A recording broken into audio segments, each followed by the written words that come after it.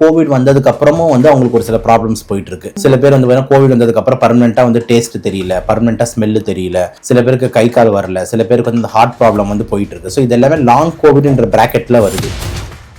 நம்மளுக்கு நிறைய டைம் வந்து லூஸ் மோஷன் போயிட்டே இருக்கலாம், வாமிட் ஆகிட்டே இருக்கலாம், திடீர்னு நீர் போதாண்மை போகும். இல்லை ஆக்சிடென்ட், திடீர்னு பிளட் லாஸ் நிறைய ஆச்சுன்னா நம்மளுக்கு உடனே திருப்பி நீர் போதாண்மை வந்து ஆகும். அப்போ கிட்னிக்கு போகிற பிளட் சப்ளை குறைஞ்சதுன்னா நம்மளுக்கு உடனே சடனாக ரெனினல் ஃபெயிலியர் வரும்.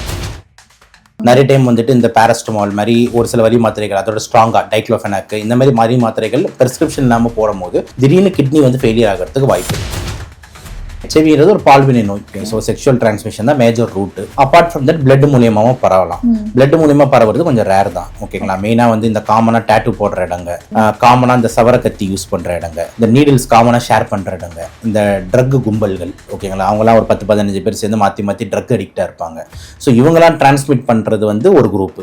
இன்னொரு group sexual group.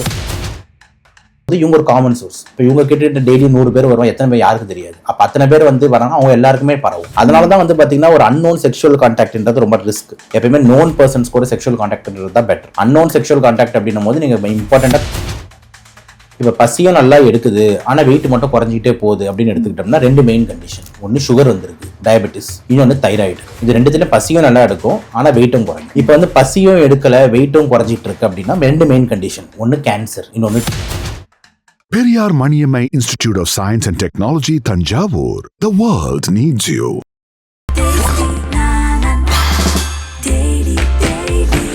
Taste Daily. Taste the Daily. Health talkies நேயர்களுக்கு வணக்கம். இன்னைக்கு நம்ம கூட இணைஞ்சிருக்கவங்க டாக்டர் பல்மனாலஜிஸ்ட் சபரிநாத் அவர்கள். ஹலோ சார், எப்படி இருக்கீங்க? நல்லா இருக்கு மேடம், நல்லா இருக்கு. இப்போ வந்து போஸ்ட் கோவிட் ப்ராப்ளம்ஸ்லாம் என்னென்னலாம் இப்போ கேசஸ் அதிகமாக வந்துட்டு இருக்கு? போஸ்ட் கோவிட்லாம் இப்போதைக்கு ப்ராப்ளம்ஸ் பெருசாக இல்லை, ரொம்ப ரேர் தான். ஓகேங்களா. ஒரு சில பேர் இந்த லாங் கோவிட் சிண்ட்ரோம்னால அவதிப்படுறாங்க. லாங் கோவிட்னா கோவிட் வந்ததுக்கு அப்புறமும் வந்து அவங்களுக்கு ஒரு சில ப்ராப்ளம்ஸ் போயிட்டு இருக்கு. சில பேர் வந்து கோவிட் வந்ததுக்கு அப்புறம் பர்மனெண்டா வந்து டேஸ்ட் தெரியல, பர்மனெண்டா ஸ்மெல் தெரியல, சில பேருக்கு கை கால் வரல, சில பேருக்கு வந்து ஹார்ட் ப்ராப்ளம் வந்து போயிட்டு இருக்கு. ஸோ இது எல்லாமே லாங் கோவிட்ன்ற பிராக்கெட்ல வருது. ஓகேங்களா. ஸோ யாரும் இன்னைக்கு கோவிடை பத்தி பேசி யாரும் பயப்பட வேண்டாம். Okay, covid is gone. அது ஒரு வந்தது, ஒரு பெரிய விஸ்வரூபம் எடுத்தது, பல பேரை தாக்கச்சு காலி பண்ணுச்சு. அதோட முடிச்சுக்கலாமே தவிர மற்றபடி கோவிடை வச்சு இப்போ நம்ம ரொம்ப பயப்பட வேண்டாம் அப்படின்றதான் நம்ம பார்வையா இருக்கு. ஓகே, ஆல்ரெடி வந்தவங்களுக்குமே இப்போ எதுவும் பிரச்சனை அதெல்லாம் வராது. அதை தாண்டி வருஷம் வர நோய்கள் மற்ற நிறைய இருக்கு, கிருமி நிறைய இருக்கு. நம்ம ஊர்ல டிபி இருக்கு, நிமோனியா இருக்கு, ஃப்ளூ இருக்கு, பன்னிக்காய்ச்சல் இருக்கு, பல வைரஸ் இருக்கு. ஏன் கோவிடே பிடிச்சிக்கிட்டு இருக்கோம்? ஓகே சார், இப்போ கிட்னி ஃபெயிலியர் ஆகுது இல்லை, அது திடீர்னு ஆகுது அப்படின்ற மாதிரி சொல்றாங்க. இல்லை அதுக்கு எதுவும் சிம்டம்ஸ் இருந்து நம்ம கண்டுக்காம இருந்துக்கிறோமா? கிட்னி ஃபெயிலியர் வந்து திடீர்னு ஆகுது அப்படின்றதுக்கு முக்கியமான காரணம் வந்து நீர் போதாண்மை தான். ஓகேங்களா. வாட்டர் உடம்புல ரொம்ப கம்மியாக இருக்குது அப்படின்னா நம்ம வந்து வாங்குவோம். இப்போ எக்ஸாம்பிள் இந்த டயரியா, நம்மளுக்கு நிறைய டைம் வந்து லூஸ் மோஷன் போயிட்டே இருக்கலாம், வாமிட் ஆகிட்டே இருக்கலாம், திடீர்னு நீர் போதாண்மை போகும். இல்லை ஆக்சிடென்ட், திடீர்னு பிளட் லாஸ் நிறைய ஆச்சுன்னா நம்மளுக்கு உடனே திருப்பி நீர் போதாண்மை வந்து ஆகும். அப்போ கிட்னிக்கு போகிற பிளட் சப்ளை குறைஞ்சதுன்னா நம்மளுக்கு உடனே சடனாக ரெனினல் ஃபெயிலியர் வரும். இதை தாண்டி திடீர்னு கிட்னி பாதிக்கிறது இந்த வலி மாத்திரைகள். நிறைய டைம் வந்துட்டு இந்த பேரஸ்டமால் மாதிரி ஒரு சில வலி மாத்திரைகள், அதோட ஸ்ட்ராங்கா டைக்ளோஃபெனாக், இந்த மாதிரி வலி மாத்திரைகள் பிரிஸ்கிரிப்ஷன் இல்லாமல் போடும்போது திடீர்னு கிட்னி வந்து ஃபெயிலியர் ஆகிறதுக்கு வாய்ப்பு இருக்குது. அப்போ இதெல்லாம் தான் வந்துட்டு மெயின் காரணம் ஃபார் திடீர்னு கிட்னி ஃபெயிலியர். மற்றபடி திடீர்னு கிட்னி ஃபெயிலியர் ஆக வாய்ப்பு இல்லை, கிரானிக்காக ஆகிறதுக்கு தான் வாய்ப்பு. கொஞ்சம் கொஞ்சமாக செயல் இழக்கிறதுக்கு காரணம் அப்படின்னு எடுத்துக்கிட்டிங்கன்னா மெயினாக வந்துட்டு இந்த பிபி பேஷண்ட்டு, ஹார்ட், இந்த இவங்க சுகர் பேஷண்ட்டு, இவங்களுக்குலாம் கிட்னி பாதிப்பு வரதா கிரானிக் கிட்னி டிசீஸ். அக்யூட்டாக திடீர்னு டேமேஜ் வரணும்னா ஒன்று இந்த வலி மாத்திரை, இல்லைனா விஷம் சாப்பிட்டாங்க, இல்லைனா வந்து பார்த்திங்கன்னா இந்த மாதிரி நீர் போதாண்மை, இதெல்லாம் தான் மெயின் ரீசன் ஃபார் திடீர்னு கிட்னியாக நம்ம பார்க்குறோம். அதே மாதிரி கிட்னி கற்களும் நம்ம எடுத்துக்கலாம். அதுவும் திடீர்னு வலி வரும், திடீர்னு பிரச்சனை வரும். கிட்னி கற்களுக்கும் முக்கியமான பிரச்சனை வந்து தண்ணி சரியாக குடிக்காதது தான். ஸோ இதெல்லாம் தான் நம்ம பார்க்கணும். இப்போ ஒரு கிட்னி போயிடுச்சுன்னா இன்னொரு கிட்னி வச்சு பொழைச்சிக்கலாம்னு சொல்றாங்க. அது எப்படி? உண்மைதானே. ஓகேங்களா. இப்போ ஒரு கண்ணு இல்லைன்னா இன்னொரு கண்ணு வச்சு நம்ம பார்க்குறோம், ஒரு காதுனா ஒரு காது வச்சு கேட்க முடியுது அப்படின்னும் போது ஒரு கிட்னினா இன்னொரு கிட்னி வச்சு நம்ம வாழலாம், அதில் பிரச்சனை இல்லை. ஆனால் நீங்கள் ஜாகிரதையாக இருக்கணும். ஏன்னா ஒரு கிட்னி தான் இருக்குது அப்படின்றதுனால, அதுக்கிட்ட மேக்ஸிமம் வேலை கொடுக்கறதுனால நீங்கள் அதுக்கு ஏற்ற மாதிரி வந்துட்டு முடிஞ்ச அளவுக்கு வந்து கிட்னியை டேமேஜ் பண்ண விஷயங்களாக எதுவுமே பண்ணக்கூடாது. ஸோ பிபி கண்ட்ரோலாக வச்சுக்கிறது, சுகர் கண்ட்ரோலாக வச்சுக்கிறது, அதே மாதிரி தேவையில்லாமல் வந்து இந்த வலி மாத்திரைகள் போடாமல் தவிர்க்கிறது, பாடி ஹைட்ரேட்டடாக வச்சுக்கிறது, கல்கர் ஃபார்ம் ஆகாமல் பார்த்துக்கிறது, அப்படின்ற மாதிரி பல்வேறு ஆங்கிளில் நம்ம ஜாகிரதையாக வச்சுக்க வேண்டியது இருக்குது. ஓகே சார், இப்போ விமன்ஸுக்குன்னு பார்த்துக்கிட்டிங்கன்னா பிரெஸ்ட் கேன்சர் வந்து நிறையாவே ஆயிட்டு இருக்கு. அதை தாண்டி இப்போ வந்து சர்விக்கல் கேன்சர் வந்து இப்போ புதுசாக நிறைய பேருக்கு வந்துட்டு இருக்கு. ஸோ அதை பற்றி உங்களோட இல்லை பிரெஸ்ட் கேன்சர் சர்வைக்கல் கேன்சர் ரெண்டுமே உமன்ஸுக்கு காமனாக வர கேன்சர் தான் ஓகேங்களா. ஏன்னா உமன்ஸ்னும் போது அது ரெண்டு தான் வந்து ஸ்பெசிஃபிக்காக வர கேன்சர்ஸ். இல்லை கண்டிப்பாக ரெண்டுமே ரைஸ் தான் ஆகுது. சர்வைக்கல் கேன்சர் பொறுத்த வரைக்கும் வந்து உங்களுக்கு தெரியும் ஹெச்பிவி இந்த ஹியூமன் பேப்பிலோமான ஒரு வைரஸ் இருக்குது. அந்த வைரஸ்னால வர்றது அதுக்கு மல்டிபிள் செக்ஷுவல் பார்ட்னர்ஸ், காண்டம் யூஸ் பண்ணாமல் இருக்கிறது, சின்ன வயசுலேருந்தே வந்து செக்ஷுவல் ஆக்டிவிட்டியில் ஈடுபடுறது, இதெல்லாம் பண்ணும்போது இந்த சர்வைக்கல் கேன்சர் ரிஸ்க் அதிகமாகுது. பிரெஸ்ட் கேன்சர் பொறுத்த வரைக்கும் இந்த ஃபேமிலி ஹிஸ்ட்ரி நம்மளுக்கு இருக்குது. பிரெஸ்ட் கேன்சருக்கு ரொம்ப ஒபீஸ் ஃபீமேல், பிரெஸ்ட்டோட சைஸ் ரொம்ப பெருசாக இருக்குது, அவங்களுக்கு வந்து இந்த பிசிஓடி இந்த மாதிரி ப்ராப்ளம்ஸ், ஈஸ்ட்ரோஜன் ப்ராப்ளம்ஸ்லாம் அதிகமாக இருக்குது அப்படின்னா அவங்களுக்கு பிரெஸ்ட்டில் வந்து கேன்சர் வரதுக்கான வாய்ப்பு அதிகமாக இருக்குது. ஸோ அதனால தான் ஸ்க்ரீனிங்னு ஒரு கான்செப்ட் வைக்கிறாங்க. போய் நீங்கள் முன்னாடியே வந்து செக் பண்ணிக்கோங்கன்ட்டு. ஸோ சர்வைக்கல் கேன்சர் அப்படின்னு எடுத்துக்கிட்டிங்கன்னா பேப் ஸ்மியர்னு ஒன்று இருக்குது. இந்த மாதிரி அது ஸ்க்ரீனிங் பண்ணலாம். அதே மாதிரி பிரெஸ்ட் கேன்சர் தான் மேமோகிராஃபி, செல்ஃப் பிரெஸ்ட் எக்ஸாமினேஷன், நீங்களே வந்து அழுத்தி பார்த்துக்கிறது, மேமோகிராஃபி பண்ணுறது, இதெல்லாம் வந்து ஒரு 30-35 வயசுலேயே பண்ண வேண்டியது இருக்குது. அதே மாதிரி இந்த சர்வைக்கல் கேன்சரை தடுக்கிறதுக்கு தடுப்பூசிகளே இருக்குது, அந்த கர்ப்பப்பை புற்றுநோய். ஸோ அதுதான் வந்து பார்த்தீங்கன்னா ஹெச்பிவி வேக்சின் அப்படின்னு சொல்லுவாங்க. ஸோ ஹெச்பிவி வேக்சின், செர்வாரிக்ஸ், காடாசில்னு 2 வேக்சின் வந்து அவைலபிளாக இருக்குது. இந்த வேக்சின்ஸ் வந்து பார்த்தீங்கன்னா ஒரு செக்ஷுவல் ஆக்டிவிட்டிக்கு போகிறதுக்கு முன்னாடியே அவங்க போட்டிருக்கணும். ஸோ இந்த லேடிஸ்லாம் வந்து இந்த 15-16 வயசுலேயே போட்டுருணும். ஸோ தட் வந்து நம்மளுக்கு வந்து ஃபியூச்சரில் வந்து ஒரு சேஃப்டி இருக்கும். அப்புறம் நீங்கள் எல்லாம் முடிஞ்சு 35-40 வயசு போடுறதுல எந்த யூஸும் இல்லை. ஓகே, என்னதான் இந்த மாதிரி அவேர்னஸ்லாம் நிறையா இருந்தாலுமே இன்னுமே இந்த ஹெச்ஐவி ப்ராப்ளம்ஸ்லாம் நிறையா வந்துட்டு தான் இருக்குது. ஹெச்ஐவி ப்ராப்ளம்ஸ் வந்துட்டு தான் இருக்குன்னா அவேர்னஸ் இருந்தாலும் நம்ம என்ன பண்ணுறது, அவ்வளோதான் வந்து நம்மளோட ஆசையோட கட்டுப்பாடுன்னு தான் நான் பார்க்குறேன். ஓகேங்களா. ஏன்னா ஹெச்ஐவின்றது ஒரு பால்வினை நோய். ஓகே. ஸோ செக்ஷுவல் டிரான்ஸ்மிஷன் தான் major route. Apart from that blood மூலியமாகவும் பரவலாம். பிளட் மூலியமாக பரவுறது கொஞ்சம் ரேர் தான். ஓகேங்களா. மெயினாக வந்து இந்த காமனாக டேட்டூ போடுற இடங்க, காமனாக இந்த சவர கத்தி யூஸ் பண்ணுற இடங்க, இந்த நீடில்ஸ் காமனாக ஷேர் பண்ணுற இடங்க, இந்த ட்ரக் கும்பல்கள், ஓகேங்களா, அவங்களாம் ஒரு 10-15 பேர் சேர்ந்து மாற்றி ட்ரக் அடிக்டாக இருப்பாங்க. ஸோ இவங்களாம் டிரான்ஸ்மிட் பண்ணுறது வந்து ஒரு குரூப்பு. இன்னொரு group sexual group. Sexual group பொறுத்த வரைக்கும் வந்து ஒரு காமன் சோர்ஸில், இப்போ எக்ஸாம்பிள் ஒருத்தவங்க இருக்காங்க, ஒரு அமௌண்ட் வாங்கிட்டு அவங்க செக்ஸ் பண்ணுறாங்க அப்படின்ற மாதிரி ஒருத்தவங்க ஒரு காமன் சோர்ஸ் இருக்காங்கன்னா, இப்போ அவங்கக்கிட்ட வரவங்க யாராவது ஒரு அங்கிள் ஹெச்ஐவி பாசிட்டிவாக இருக்காருன்னா இவங்களுக்கு பரப்பிட்டு போயிடுவார். இவங்களுக்கு வந்து கண்டுபிடிக்கிறதுக்கு ஒரு சில நாட்கள் ஆகும். இவங்க கூட அப்போ எந்தெந்த பசங்களாம் வராங்களோ, காலேஜ் பசங்க, ஸ்கூல் பசங்க, யார் வந்தாலும் சரி, அவங்களுக்குலாம் இவங்க டிரான்ஸ்மிட் பண்ண போகிறாங்க. அப்போ இதெல்லாம் நம்ம எப்படி தடுக்க முடியும்? So it is going to be a very dangerous தான். ஓகேங்களா. இது ஒரு சைக்கிள், கிளஸ்டர் மாதிரி போயிட்டே இருக்கும்.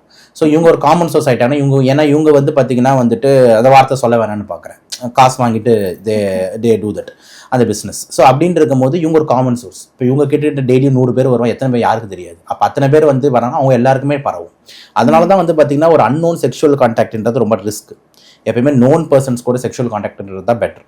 அன்னோன் செக்ஷுவல் கான்டாக்ட் அப்படின்னும் போது நீங்கள் இம்பார்ட்டண்ட்டாக காண்டம்ஸ் யூஸ் பண்ணுறது, சேஃப்டியாக மியூக்கஸ் மெம்பரேன்லாம் தொடாமல் பார்த்துக்கிறதுலாம் ரொம்ப இம்பார்ட்டன்ட். ஓகே சார், இப்போது ஆக்டர் ஸ்ரீ பற்றி பேசலாம். அவர் வந்து என்ன திடீர்னு டிராஸ்டிக்காக வெயிட்டும் சரி, அவரோட ஆக்டிவிட்டீஸாக இருக்கட்டும், எல்லாமே டிராஸ்டிக்காக சேஞ்ச் ஆன மாதிரி இருக்குது. அவரை பற்றி உங்களோட ஒப்பீனியன்? இல்லை, கண்டிப்பாக வெயிட் லாஸ் சிக்னிஃபிகண்ட்டாக இருக்குது. ஸோ சிக்னிஃபிகண்ட் வெயிட் லாஸ் அப்படின்னும் போதுனா கண்டிப்பாக வந்துட்டு ஒரு 6-10 கிலோ வந்து ஒருத்தர் 2-3 மாதத்துக்கு குறையிறாங்கன்னா சிக்னிஃபிகண்ட் வெயிட் லாஸ்ன்னு சொல்லுவாங்க. ஸோ சிக்னிஃபிகண்ட் வெயிட் லாஸ்க்கு வந்து முக்கியமான காரணங்கள் அப்படின்னு எடுத்துக்கிட்டிங்கன்னா, ஒன்று வந்து பசி நல்லா எடுக்குது ஆனாலும் வெயிட் குறையுது, இல்லைனா பசி எடுக்கலை அதனால் வெயிட் குறையுது அப்படின்னு பிரிக்கலாம். இப்போ பசியும் நல்லா எடுக்குது ஆனால் வெயிட் மட்டும் குறைஞ்சிக்கிட்டே போகுது அப்படின்னு எடுத்துக்கிட்டோம்னா 2 மெயின் கண்டிஷன். ஒன்று சுகர் வந்துருக்கு, டயபெட்டிஸ், இன்னொன்று தைராய்டு. இது ரெண்டுத்துலேயும் பசியும் நல்லா எடுக்கும் ஆனால் வெயிட்டும் குறையும். இப்போ வந்து பசியும் எடுக்கலை வெயிட்டும் குறைஞ்சிட்டு இருக்கு அப்படின்னா 2 மெயின் கண்டிஷன். ஒன்று கேன்சர், இன்னொன்று டிவி. இதில் இந்த 2. ஆனால் இப்போ இவர் வந்து பார்த்தீங்கன்னா ஜென்ரலாக பார்த்தீங்கன்னா எதில் ஃபிட் ஆவாருன்னு பார்த்தீங்கன்னா எனக்கு தெரிஞ்சு இதில் எதுலையுமே ஃபிட் ஆகாத மாதிரி தான் தெரியுது. ஏன்னா வந்துட்டு கேன்சர் பேஷண்ட் இவ்வளோ நாள் உயிரோடு இருக்க மாட்டாங்க, டிபி பேஷண்ட்டை இவ்வளோ நாள் உயிரோடு இருக்க சர்வே ஆக முடியாது. அப்படின்னும் போது வேறு ஏதாவது ரீசன்ஸை நம்ம யோசிக்கணும். அப்படின்னும் போது மன அழுத்தம் ஒரு முக்கியமான ஃபேக்டராக வருது. ஸோ டிப்ரெஷன் அப்படின்றது வந்து ஒரு ரொம்ப எக்ஸ்ட்ரீம். மன அழுத்தம் டிப்ரெஷன் போகும்போது சாப்பாடு மேலே இன்ட்ரெஸ்டே போகாது. சில பேர் டிப்ரெஷனில் பிஞ்சிட்டிங்கும் பண்ணுவாங்க, ஓவராக சாப்பிடவும் செய்வாங்க. சில பேர் டிப்ரெஷனில் சாப்பிடவே மாட்டாங்க. ஸோ சாப்பிடவே இல்லை, நியூட்ரிஷனே இல்லைன்னா ஆட்டோமேட்டிக்காக வெயிட் வந்து குறைய தான் போகுது. ஸோ மன அழுத்தம் ஒரு முக்கியமான ஃபேக்டராக பார்க்குறோம். அதே மாதிரி இன்னும் கொஞ்சம் ரேர் பாசிபிலிட்டிஸ் எடுத்துக்கிட்டிங்கன்னா வந்து பழக்கங்கள். ஓகேங்களா. பழக்க வழக்கங்கள், இப்போ எக்ஸாம்பிள் ஆல்கஹாலும் சிக்னிஃபிகண்ட்டாக வெயிட்டை குறைக்கிறதுக்கு சான்சஸ். ஓகேங்களா. நிறைய பேர் பாருங்கள், நம்ம குடிமகன்கள்லாம் ரொம்ப வீக்காக ஒரு மாதிரி தான் போயிட்டு இருப்பாங்க. ஓகேங்களா. பெருசாக வந்து ஒரு ஆக்டிவ் இருக்காது. ஸோ ஆல்கஹாலும் ஒரு சிக்னிஃபிகண்ட் வெயிட் லாஸை கொண்டு வரலாம். அதேமாதிரி ஒரு சில ட்ரக்ஸும் வந்துட்டு டக்குட்டு வெயிட்டை குறைக்கிறதுக்கு வாய்ப்பு இருக்குது. ஏன்னா ட்ரக்ஸ் நிறைய டைம் வந்து பார்த்தீங்கன்னா பசியை வந்து சப்ரஸ் பண்ணி விட்டுருது. ஸோ வந்து ட்ரக்ஸ் எஃபெக்டில் இருக்கும்போது அவங்க பசி மேலே கவனமே போகாது. ஸோ இப்போ நம்மளுக்குலாம் கண்ணெதிர்க்க பிரியாணி 65 வச்சோம்னா நம்ம டெம்ட் ஆகும். ஓகேங்களா. பட் ஆனால் அவங்க வந்து வேற ஒரு வேர்ல்டில் இருப்பாங்க. ஸோ அவங்களுக்கு வந்து அது பெருசாக டெம்ப்ட் ஆகாது. ஸோ இந்த மாதிரி எல்லா பாசிபிலிட்டிஸும் நம்மளுக்கு வந்து முன்னாடி இருக்குது. நான் மெயினாக பார்க்குறது மன அழுத்தம், டிப்ரெஷன். ஏன்னா மீதி விஷயம்லாம் வந்துட்டு நம்மளுக்கு கன்ஃபார்ம் எதுவுமே தெரியாமல் நம்ம கமெண்ட் பண்ணுற தப்பு. ஸோ இதெல்லாம் பாசிபிலிட்டிஸ். அதில் வந்து மெயினாக நான் பார்க்குறது என்ன தனிமையாக இருக்காருன்ற மாதிரி அவரே போஸ்ட் போடுறாரு. அதே மாதிரி பார்த்தீங்கன்னா அவர் போஸ்ட் எல்லாமே கொஞ்சம் டிஃப்ரெண்ட்டாக இருக்குது. ஒரு மாதிரி செமினியூடாக ஒரு மாதிரி டிஃப்ரெண்ட்டாக இருக்குது. அதே மாதிரி வந்து அவங்க வீட்லேயும் வந்து அவர் எங்கே போனார்னே தெரில, வெயிட் பண்ணிக்கிட்டு இருக்கோம் அதுன்னு சொல்லிட்டு இருக்காங்கன்னும் போது கண்டிப்பாக ஒரு தனிமையில் இருக்காரு. தனிமையில் இருக்காரான்றது நல்ல சைன் கிடையாது. அது ஒரு டிப்ரெஷன். ஓகேங்களா. Always we have to be socially mobilising, எல்லாருக்குமே பேசணும் பழகணும். அப்படி தான் வந்து ஒரு எல்லா ஹியூமனோட ஒரு சைன். ஸோ யுவர் அலோன் அப்படின்றது வந்து பார்த்தீங்கன்னா ஓகே, பட் ஆனால் அந்த அலோனில் இந்த மாதிரி ஆக்டிவிட்டீஸ் வரும்போது டேஞ்சர். ஓகே சார், இப்போ உங்ககிட்ட வந்து கேசஸில் இந்த கேஸ் வந்து ரொம்ப டிஃப்ரெண்ட்டாக, இது வந்து ரொம்ப வியர்டான கேஸ் அப்படின்னு அதாவது நிறைய கேஸ் சொல்லலாம். ஓகேங்களா. இப்போ எக்ஸாம்பிள் வந்து நான் பார்த்ததில் வந்து 1-2 டிஃப்ரெண்ட் கேஸ்ன்னு எடுத்துக்கிட்டிங்கன்னா, ஒரு ஃபீமேல் ஓகேங்களா, ஒரு பொண்ணு, அவங்க வந்து பார்த்தீங்கன்னா இருமும் போது வந்து ரத்தம் வருது. அதே மாதிரி வந்து லங்ஸ்லேருந்து காற்று வெளியே வருது. நாங்கள் ஒரு லங்ஸ் அவங்களுக்கு வந்து டியூப் போடுறோம். அந்த காற்று வந்து சரியாயிடுது. அப்புறம் அவங்களை டிஸ்சார்ஜ் பண்ணி அனுப்புகிறோம். அடுத்த மாதம் திருப்பியும் பார்த்தீங்கன்னா இருமும் போது ரத்தம் வருது. திருப்பி லங்ஸில் காற்று வந்து வெளியே வருது. திருப்பியும் டியூப் போடுறோம், சரியாயிட்டு அனுப்புகிறோம். அடுத்த மாதம் பார்த்தா திருப்பியும் ரத்தம் வருது, திருப்பியும் காற்று சேருது. அப்படின்னும் போது டவுட் வருது, ஏன் மாதம் இந்த மாதிரி ரத்தம் வருது காற்று சேருதுன்ட்டு. அப்புறம் அந்த கேஸை வந்து டீட்டெயிலாக நம்ம வந்து எவாலுவேட் பண்ண ஆரம்பிக்கிறோம். எவாலுவேட் பண்ண ஆரம்பித்ததுக்கப்புறம் தான் வந்துட்டு லங்ஸ்லாம் பயாப்சி எடுத்து பார்த்துலாம் கண்டுபிடிக்கும் போது தான் நம்மளுக்கு டயக்னோசிஸ் என்ன தெரியுது அப்படின்னா பல்மனரி எண்டோமெட்ரியோசிஸ்னு. அப்படின்னா என்ன அர்த்தம்னா, அந்த அவங்க கருவில் அவங்க ஃபார்ம் ஆகுறாங்களே, ஃபார்ம் ஆகும்போது பார்த்தீங்கன்னா நம்மளோட யூட்ரஸ்ஸு, லங்ஸு, குடல், வயிறு இதெல்லாம் காமனாக ஒரு இடத்துல இருந்து அப்படி உருவாகி அப்படியே வேறு வேறு இடத்துக்கு போகுது. இப்போ இந்த பேஷண்ட், இந்த ஃபீமேலுக்கு என்ன ஆயிருக்குன்னா, யூட்ரஸில் இருக்கக்கூடிய அந்த டிஷ்யூ வந்துட்டு கொஞ்சம் லங்ஸுக்கும் போயிடுச்சு. ஸோ உருவாகும் போதே அவங்க நுரையீரலில் வந்துட்டு யூட்ரஸோட டிஷ்யூவும் இருக்குது, அதாவது கர்ப்பப்பையோட டிஷ்யூவும் இருக்குது. அப்போ அவங்க வயசுக்கு வந்து அவங்க மென்சுரேட் ஆகும் போது இந்த கர்ப்பப்பையிலேருந்து மட்டும் வந்து அவங்க வந்து மாதவிடாய் பண்ணலை, லங்ஸ்லேருந்து மாதவிடாய் பண்ணிக்கிட்டு இருக்காங்க. அப்போ லங்ஸில் மாதவிடாய் பண்ணி அவங்க துப்புறது எல்லாமே லங்ஸ்லேருந்து வர பிளட் எல்லாமே மாதவிடாய் பிளட்டு. அப்போ லங் இஸ் மென்சுரேட்டிங், நுரையீரல் வந்து மென்சஸ் பண்ணிக்கிட்டு இருக்குன்றது தான் இந்த கேஸ். ஓகேங்களா. இது பேர் தான் பல்மனரி எண்டோமெட்ரியோசிஸ்ன்னு சொல்லுவாங்க. ஸோ இதை வந்து நம்ம வந்து பார்த்தீங்கன்னா எப்படி யூட்ரஸோட எண்டோமெட்ரியோசிஸை ட்ரீட் பண்ணுறோமோ அதே மாதிரி நுரையீரலுக்கும் நம்ம ட்ரீட் பண்ண வேண்டிய இது ஒரு டிஃப்ரெண்டான கேஸ். இது ரொம்ப ரேர் கேஸ். ஓகேங்களா. எங்களுக்கு வந்து ஆஸ் அ மருத்துவம் நாங்கள் படிக்கிறோன்றதுனால தெரியும், ஆனால் காமனாக பார்க்க மாட்டோம். மேட்ரு தெரியும், காமனாக பார்க்க மாட்டோம். நான் பார்த்ததுல இது ஒரு டிஃப்ரெண்டான கேஸ். ஓகேங்களா. மாதம் வந்து மாதவிடாய் அப்போலாம் இவங்க ரத்தம் இங்கேயும் வரும் அப்படின்ற மாதிரி ஒரு கேஸ் அது. ஓகேங்களா. இது ஒரு கேஸ். அந்த மாதிரி நிறைய சொல்லிட்டே போகலாம். இன்னொன்று வந்து பார்த்தீங்கன்னா, ஒரு சின்ன பையன் ரொம்ப நாளாக இரும்பல் இருந்துக்கிட்டே இருக்குது. ஒரு 10 இயர்ஸ் 9 இயர்ஸ் இருக்கும். ரொம்ப நாளாக இரும்பல் இருந்துக்கிட்டே இருக்குது. ஏன் இரும்பல் வருதுன்னே தெரியல அப்படின்ற மாதிரி ஒரு கேஸு. எக்ஸ்ரே கூட வந்து பெருசாக பிக்கப் பண்ண முடியல என்னன்னு தெரிவிட்டு நம்ம என்னென்னு போய் உள்ளே போயிட்டு ப்ராங்கோஸ்கோப்பின்னு ஒன்று பண்ணுவோம். மூக்கையை கேமரா விட்டு லங்ஸில் போய் பார்க்குறது. என்னென்னு உள்ளே போய் பார்த்தோம்னா வந்துட்டு எப்பயும் அவன் சாப்பிட்ட வந்துட்டு ஒரு வேர்க்கடலை அது வந்து லங்ஸோட ரைட் சைடில் மாட்டிக்கிட்டு இருக்கு. அது வந்து வேர்க்கடலைன்றதுனால எக்ஸ்ரேல பிக்கப் ஆகாது. ஏன்னா அது வந்து எக்ஸ்ரேல வந்து வெஜிடபிள் மேட்டர் வந்து எதுவுமே தெரியாது. ஸோ அவன் இரும்பல் வந்து ரொம்ப நாளாக அவன் சிறப்பு குடிச்சிட்டு இருக்கான், இன்னேலர் என்னென்னமோ பண்ணிட்டாங்க. ஆனால் லங்ஸில் வந்து அந்த வேர்க்கடலை போயிட்டு எடுத்த உடனே வந்து ஹீ பிகம் நார்மல். ஓகேங்களா.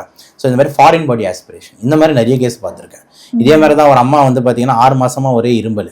ஓகேங்களா. அப்புறம் லங்ஸில் அப்புறம் வந்து எக்ஸ்ரேல போய் பார்த்தா வந்துட்டு லங்ஸில் வந்து ஒரு மூக்குத்தி இருக்குது. அப்புறம் அந்த அம்மா கிட்ட கேட்டால் 6 மாதமாக என் மூக்குத்தியை காணும் அப்படின்னு. ஓகேங்களா. எவன் திருடினானே என் வீடியே உண்டு இல்லைன்னு ஆக்கிட்டேன். என் மூக்குத்தி காணும், வைர மூக்குத்தி சார்.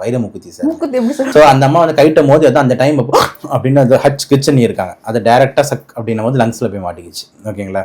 ஸோ லங்ஸில் போய் இந்த லங்ஸுக்கு போய் மூக்குத்தி எடுத்துகிட்டு வந்து இந்தாம்மா வைர மூக்குத்தின்ட்டு எப்படியோ அந்த மூக்குத்தியை வந்து அந்த அம்மா ஃபீஸாக நம்மளுக்கு கொடுத்துட்டாங்கன்னு வச்சுக்கோங்களேன், அது வேறு விஷயம். ஓகே. ஆனால் வந்து சொல்கிறேன், ஸோ அது வந்து ஒரு கிரானிக் இரும்பல் அந்த அம்மாவுக்கு உண்டு பண்ணிக்கிட்டு இருந்தது.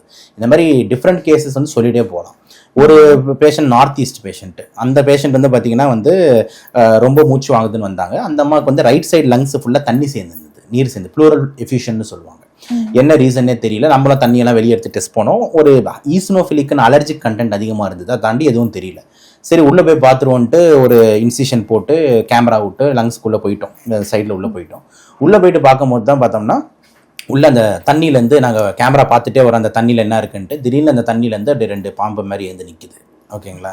இது பேர் தான் வந்து பார்த்தீங்கன்னா வந்துட்டு லங் ஃப்ளூக் அப்படின்னு சொல்லுவாங்க, பேராகோனிமேஸ். அப்படி தான் நுரையீரலுக்கு வர பாம்பு. ஓகேங்களா. அதான் லங் ஃப்ளூக். இது ரொம்ப காமனாக எங்கே வரும் அப்படின்னா இந்த ரா ஷெல் ஃபிஷ் இந்த நத்தைங்க இதெல்லாம் அப்படியே சாப்பிடுவாங்கல்ல. அப்புறம் இந்த ஹிஸ்ட்ரி கேட்கும்போது சொல்கிறாங்க, ஆமாம் சார் எங்கள் ஊர் சைடு நார்த் ஈஸ்ட்லலாம் அந்த மாதிரி இந்த ரிவர்லேருந்து இதை எடுத்து அப்படியே சாப்பிட்ருவோம், சமைக்க மாட்டோம் அப்படின்ட்டு. ஸோ இதெல்லாம் ரொம்ப காமனாக வந்து இது ஒரு டிஃப்ரெண்ட் கேஸு. அது மாதிரி சொல்லினே போகலாம்.